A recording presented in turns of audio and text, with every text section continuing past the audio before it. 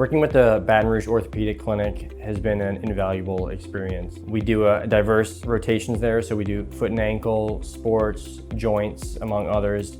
So we really get to see how a fully private surgeon deals with their day-to-day life, their workflow, how they do cases, how they do clinic, and it's a lot more volume than sometimes we're used to in a more academic setting. You have certain subspecialties that you'll rotate through. So, if you're on your sports medicine rotation, you'll get a pretty wide exposure to all the different sports medicine cases, whether it's for the knee, for the shoulder, for the elbow, for the hip. And based on what you're interested in, you could seek out other opportunities. And so, if you're really interested in hip arthroscopy, there's faculty there that do hip arthroscopies. When we're out at Brock, we do rotations in sports medicine, total joints, spine, and foot and ankle. I really did enjoy my sports medicine rotation there because our staff that we're with is actually the staff for LSU football and other sports. The fact that I got to go to training room, I got to see what it was like to treat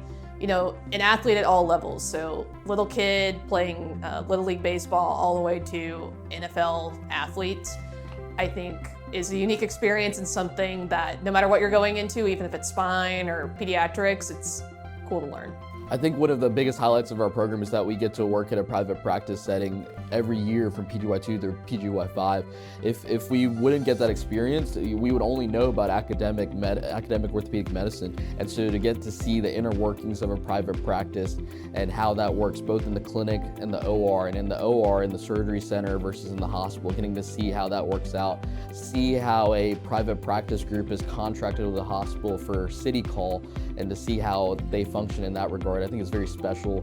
It really shows you what that career could look like for you if you chose a private practice or a private academic career. The way our Baton Rouge rotation is structured right now is it's a hybrid of private practice and then safety net. Our private practice Brock attendings are taking the call at the lake and helping us with these Medicaid patients at the lake. So we're still getting their level of private practice expertise for all patients. And I think that's not only great for our learning personally, but it's also great for patient care. One of the really cool things at Our Lady of the Lake is, especially even as a resident physician, you really have a lot of, a lot of autonomy, but also you really get to see, what it feels like to work at a place where it's a little bit more like resident-centric and physician-centric, and they really go out of their way to try to minimize the excess workload that you may have in other places. So that way then you could focus on just making decisions, and it's cool that it's in a big level 1 trauma center like that as well. The best part about Our Lady of the Lake is you get to see how a private orthopedic group is contracted with the hospital to take care of patients in a hospital. Brock and Our Lady of the Lake are contracted together,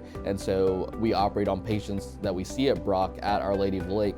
Additionally, we get to take call at Our Lady of the Lake, so it's another level 1 trauma center that we get to work at. You get to see how that relationship is different than at an academic center like UMC, where the relationships are between ER residents and orthopedic residents. One of the most interesting cases that we've ever seen and treated at Our Lady of the Lake was a young patient. He was probably in his late 20s, who was involved in a really bad motorcycle accident. He had bilateral femoral neck fractures, and so when he was in the trauma bay, he actually ended up having a seizure. He actually, because of seizures, ended up having a posterior shoulder dislocation that ended up being a locked shoulder dislocation, so it's not reducible. He ultimately required needing a talus allograft procedure, whereas essentially you take a orange slice shape of a talus allograft and you actually go put it into the defect in the humeral head that causes them to engage and causes them to have that locked posterior shoulder dislocation. To be able to see that procedure and scrub that procedure with Dr. Fury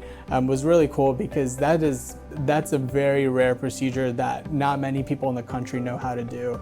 And so, and it went really, really smoothly, and the patient he did really well postoperatively. And so that was just really cool to be able to, see that whole spectrum of care for that patient and get to scrub that case. So it was definitely probably one of my favorite cases, if not probably my favorite case in residency.